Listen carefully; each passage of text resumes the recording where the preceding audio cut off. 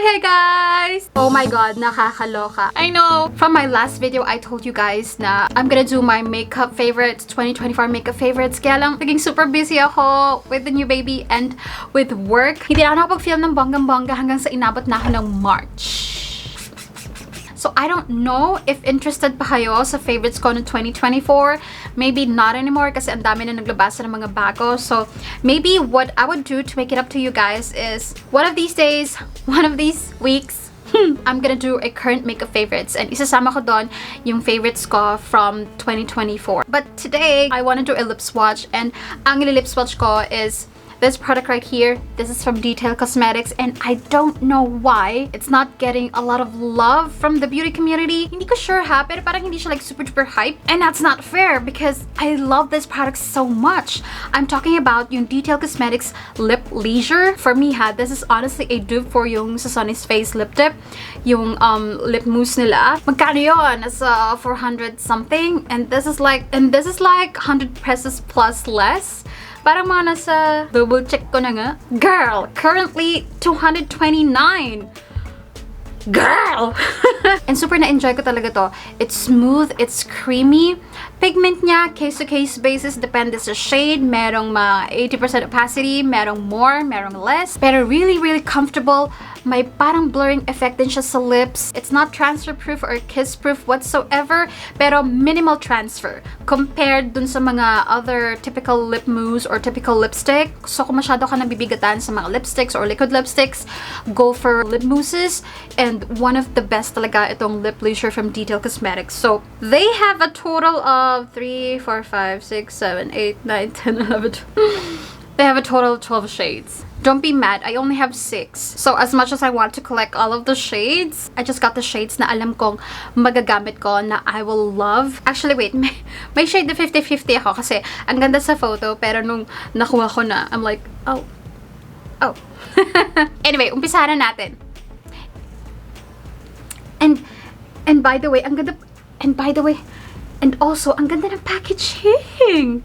Look, it's smooth, matte, and then glass handle, a tiny doe foot applicator that could fit a variety of lips. Lalo na kung manipis yung lips mo, kung hindi ka naman vavavoom. Oh, ganda. Anyway, umpisahan na natin. So the first shade that I have is this one. This is called Baby. Ito yung shade na sinasabi ko, 50-50 ako. Kasi sa photo, akala ko, carry ko siya. Okay, as you can see, it's a nude shade. Peachy undertone and nude color. I cannot wear this on its own. Kailangan plakado yung makeup ko or else I'm going to look dead. Kailangan may foundation ako with a blush and with an eye makeup that could balance everything na hindi ako magmumukhang dead. But yeah, this is Baby. Next shade that I have is called Rose Latte. And ang difference niya kay Baby, ganda! It's a brown pink na perfect for everyday. It's deep but it's muted. Pwedeng mas light dito ilagay mo pero buildable yung shade. Pero yun nga lang, kung gusto mo ng like solid application talaga, you might need a lip liner for this. Also guys, huwag kayong magtatanong ano yung parang counterpart nito sa Sunny's Face because the last time I used a Sunny's Face lip tip was first half of last year. And then di na ako bumili because nagmahal na siya. It started, way back then, it started as nasa 300 peso range lang, 329 I believe. Tapos ngayon nasa 400 plus na siya. And parang ang bilis niyang matuyo. I feel like hindi sulit yung bayad ko sa nakukuha ko dun sa inside the product. I don't know, maybe it's just me. Some of you might really love and enjoyed and addicted sa Sunny's Face lip tip, but not me. So thank God.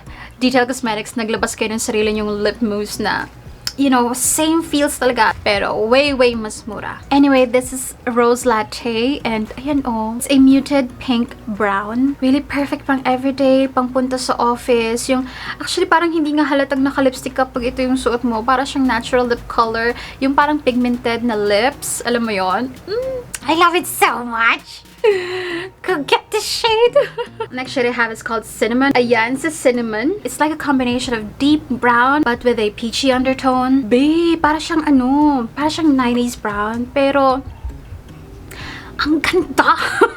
Okay, I really don't understand why no one is raving about this so far ha. Sa mga na-follow ko mga local social media influencers. Pero ang ko lang talaga dito is, hindi ka pwedeng mag-solid line na parang liquid lipstick. You need a lip liner kung gusto mo ng ganong effect. Pero kung yung parang natural application lang, dab-dab blurred effect lang, no problem at all. Maganda siya tingnan. Pero kung gusto mo yung liquid lipstick effect, lip liner ka dahil. Yeah, this is cinnamon. Next shade I have, you guys, is called Basque. So this is Basque. It's a pop of color na corally peach. Pero hindi pa naman siya traffic cone. Nasa muted side pa rin naman siya. I swear, in person, muted pa rin siya, you guys. Hindi siya yung parang naghuhumiyaw na corally peach shade. Hindi naman siya burnt orange. Oo. Kasi hindi naman ako parang nangangalawang. Pero ang ganda niya. Hindi ako like super fan ng mga peachy, corally, orangey shades na mga ganyan. But this one, I love it. And lalo na pag direct yung araw, parang nakaka-fresh pa rin siya. Hindi siya parang mainit, hindi siya parang mabigat. Alam mo yon? So yeah, this is Basque. Medyo iba lang yung medyo iba lang yung itsura niya sa packaging. Always remember, you guys, pag nagli-lipswatch ako, case-to-case basis lahat. It's not 100% accurate. Depende pa rin talaga sa skin tone mo, sa undertone mo, sa pigment ng lips mo. I'm just giving you like an idea on what it's gonna look like, or yung color family. Next shade I have is called Affection. Boom! Oh! This is Affection, you guys. Nakakaloka, diba? From muted shades, bigla tayong napunta sa like deep red. Ay! Tapos pala, inuna ko muna si maraschino kasi this is more matingkad. But this is the deepest shade that I have sa Lip Leisure. I'm not gonna say wine red kasi wala naman siyang parang brown undertone. It's a deep regal red. Kasi pag sinabing deep wine red, parang medyo may pagka-brown or violet undertone. Wala naman siyang ganon. It's just a pure, deep red. Very regal, very nice pang nighttime. You can also use this for daytime, pero just make sure that everything else is plain para hindi naman naghuhumiyaw yung buong mukha mo. It's really nice and sexy. Pero definitely, kailangan mo itong gamitan ng lip liner if you want a more plakadong application. So yeah, this is Affection. And the last shade that I have, you guys, is called, in English, acceptable maraschino, pero in Italian daw, it's maraschino. Dapat siya yung inuna ko kasi kay Affection. Kasi look at how vibrant that is. Yeah, merong lipstick na maraschino yung Detail Cosmetics. Ito yung kanilang Power Lip. Medyo, pero parang mas deep yung Lip Leisure. In person, it's a classic red. Is it blue tone red? Parang neutral. Hindi siya yung parang preferred ko na blue tone red. I feel like it's on the neutral side pa din. It doesn't make my teeth yellow, pero may something di ba? May something, alam na alam mo pag blue tone red. And I feel like hindi pa rin siya ganon. Nasa neutral pa rin siya for me. Pero definitely, kailangan mong gamitan to ng lip liner. But yeah, this is maraschino. Alright guys, so those are all the Lip Leisure shades that I have. Highly recommended if you're looking for an affordable lip mousse. Pero ang ganda ng itsura, may blurring effect, pigment is there, long-lasting. Hindi siya transfer-proof ha, pero very minimal transfer. Well, actually, depende sa shades. Kung yung mga nude shades or yung mga mid shades, minimal transfer. Pero yung mga ganito ka-deep, para siya mag-transfer parang lipstick. But that's not the point. The point is, it's affordable, ang ganda ng itsura, and again, dupe for Sunny's face. But yeah, that's it for today's video, guys. Marami pa tayong lip swatch na gagawin, so stay tuned. Don't forget to subscribe. Comment down below kung meron kayong mga video requests. Oh, I know madami kayong video request, and I will try my very best na pagbigyan kayo. Tingnan ko yung time ko, guys.